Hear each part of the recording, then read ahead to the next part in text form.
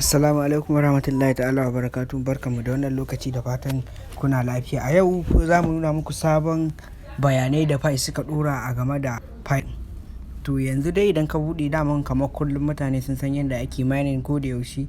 Za ka taɓa gurin tap to earn ɗin nan, idan ka taɓa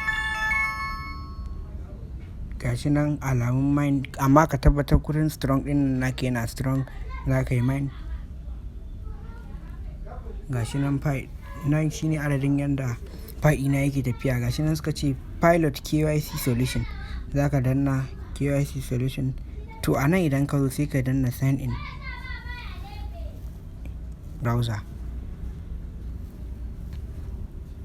Za ka ɗan jira na wani ɗan lokuta fai ɗinka ya buɗe fai browser ka. To idan ya buɗe gashi nan sai ka danna wannan gurin verified KYC fai. Idan ka danna gurin fai KYC ɗin za ka ɗan jira ya buɗe.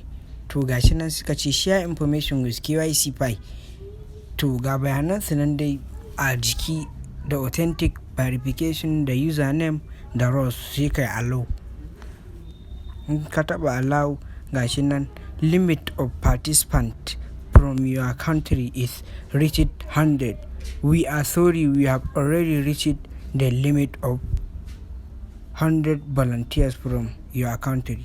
Za ka danna OK, see you soon. We are sorry, we have already reached the limit of your volunteers country. Mun gode da ziyartar channel ɗinmu.